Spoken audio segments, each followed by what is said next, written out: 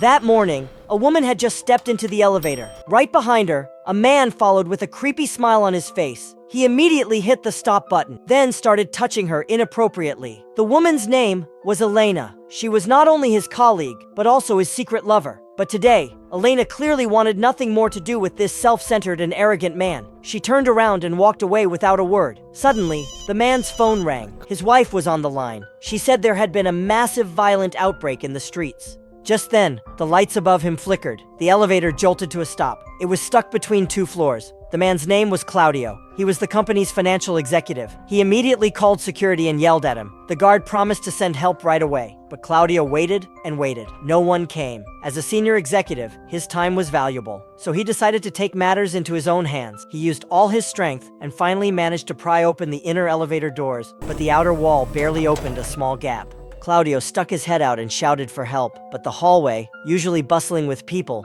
was completely empty. He tried to squeeze through the gap, but it was way too narrow. Just then, his wife called again. She said someone was banging wildly on their front door. Claudio told her to call the police, but she said the emergency line was constantly busy. Panicking, Claudio called his friend and begged him to go check on his family. Right after he hung up, he heard a loud commotion behind him. A group of people was running for their lives. Among them was Elena, the same woman who rejected him earlier. She was screaming for help, trying desperately to get into the elevator. But the next second, an unseen force dragged her away. The hallway went completely silent. Confused and terrified, Claudio leaned out again to take a closer look. Suddenly, two disfigured employees rushed at him, screeching like wild animals. Claudio froze in shock. He had no idea what was going on. Luckily, the two creatures were distracted by a sound down the hall and ran off in that direction. Just as Claudio was trying to calm down, his friend called back. He said the whole city was full of crazy people, and all the roads were jammed. Claudio quickly told him about what had happened in the elevator. His friend couldn't believe it.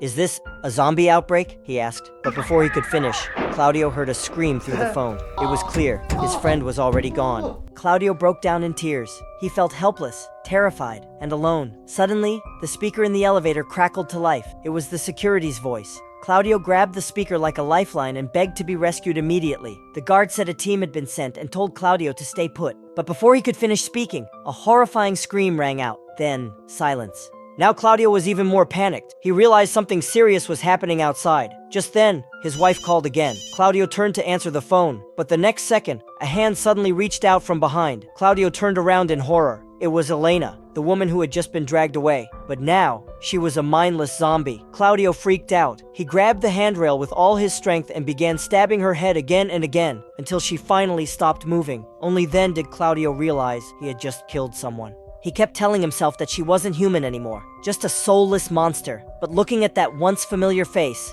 he couldn't help feeling creeped out. So he picked up the metal rod and pushed Elena's body into a dark corner, somewhere he couldn't see her. After cleaning up the mess, Claudio finally sat down and took a deep breath. But then he heard more noise outside. He picked up the metal rod and carefully moved toward the sound. To his surprise, it was the new intern from his company.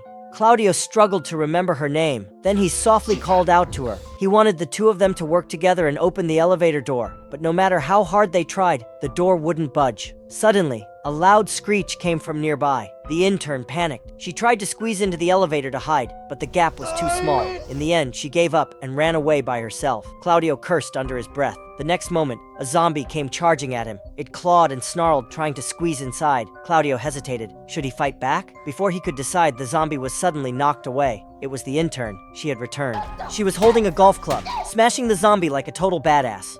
Claudio stood there, stunned. He never expected the shy intern to be this fierce. He was about to compliment her when two more zombies jumped out. The intern was tackled to the ground. Claudio panicked on the side, but there was nothing he could do. Feeling helpless, he pulled out his phone. The news said the city was in total chaos. The military had already been deployed. Claudio thought about his wife, still trapped at home. Thank God she was still alive. But the zombies outside her door were growing in number. Then came a few horrible screams. After that, silence. Claudio choked on his tears. A deep sense of hopelessness washed over him. Not long after, a bearded man appeared. It was obvious he had just survived a brutal fight. When he saw Claudio inside the elevator, he knew it was the perfect hiding spot. He pushed with all his strength, trying to squeeze in, but Claudio was already numb. He knew it was useless. That narrow gap might as well be a canyon. And sure enough, a group of zombies rushed in and tore the man apart. Claudio let out a bitter laugh. People outside wanted in, but couldn't get in. He wanted out, but couldn't get out. It was the most frustrating feeling in the world. Then, a zombie happened to walk by. Claudio made a noise on purpose, grabbed the metal rod, and went wild on it. It became pure rage. Then, at the far end of the hallway, he heard something. It was the company's vice president. She was being chased by zombies. Claudio shouted at the top of his lungs, trying to distract them, but the monsters didn't even flinch. They stormed the VP's office like a tornado. Claudio watched helplessly as his colleagues were ripped apart one by one. He sank to the ground, mourning in silence. The crushing despair actually calmed Claudio down. He started searching for answers online. Sure enough, the news was flooded with reports of zombies. One reporter was stuck on a chaotic street, pleading with everyone to stay at home and not go outside, because the entire city had already fallen. The next second, a pack of brutal zombies swarmed her. Suddenly, the lights inside the elevator went out. Claudio glanced at the snarling zombie outside the door and realized he might soon become one of them. Just as he was about to close his eyes and give up, gunshots echoed from the hallway. Claudio's hope reignited. He leaned out to take a look. A fully armed police officer appeared. After confirming Claudio wasn't infected, he began trying to force open the elevator door. But he didn't notice a zombie creeping up behind him. Luckily, he reacted quickly. He spun around and shot it right in the head. The two of them worked together, trying to pry open the elevator. But no matter how hard they tried, the door wouldn't budge. The officer said the power needed to be restored. He handed Claudio a walkie-talkie and a pistol, explained how to use them, and left for the control room. Once again, the elevator fell silent, but this time, Claudio wasn't scared. And sure enough, the hallway lights came back on not long after. The elevator powered up too.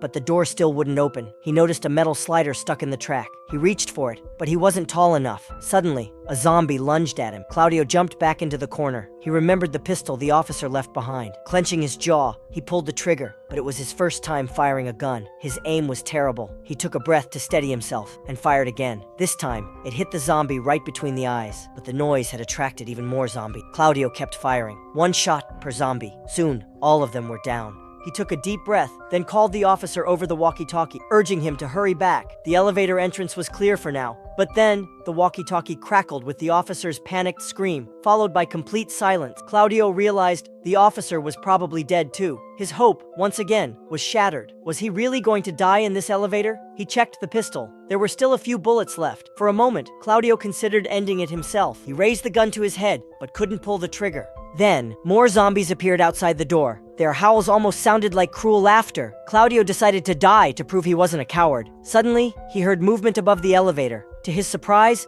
the officer wasn't dead. Claudio quickly pried open the ceiling panel and helped him back into the elevator. Seeing the zombies at the door, the officer raised his gun and fired multiple rounds. The hallway went completely silent. After confirming the danger had passed, the officer finally sat down and told Claudio what had happened. At the power room, he was ambushed by a horde of zombies. At the last second, he crawled into a ventilation duct to escape. But unfortunately, he was bitten during the escape. He had seen on the news he'd turn into a zombie soon. Claudio was shocked. Where had this virus even come from? The officer shook his head. Maybe it started with animals infected by rabies. His squad had received orders that morning to eliminate the infected, but just a few hours later, he was the only one left alive. He didn't want to turn into a mindless monster, so he begged Claudio to end it for him. But this was the man who had saved Claudio multiple times. How could he possibly pull the trigger? Left with no choice, the officer tried to do it himself, but Claudio grabbed his arm and stopped him. The officer reacted instinctively and punched Claudio. The two men slowly calmed down. The room filled with heavy silence. Deep inside, Claudio still had a bit of hope. What if the officer didn't turn after all? But after a few hours,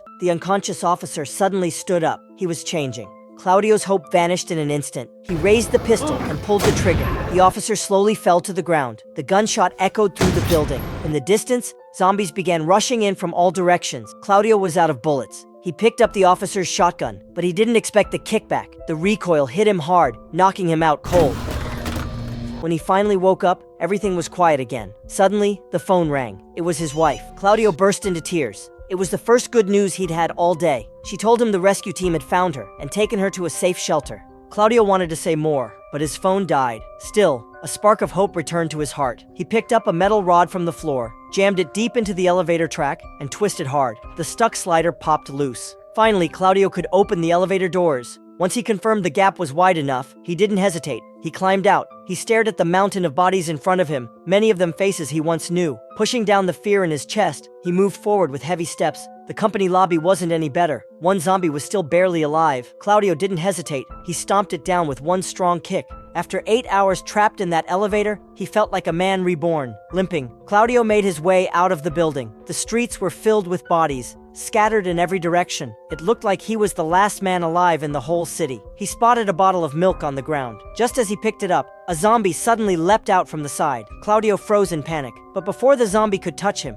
a bullet flew straight into its skull. It was a sniper, a military one, stationed up high. Claudio was finally saved.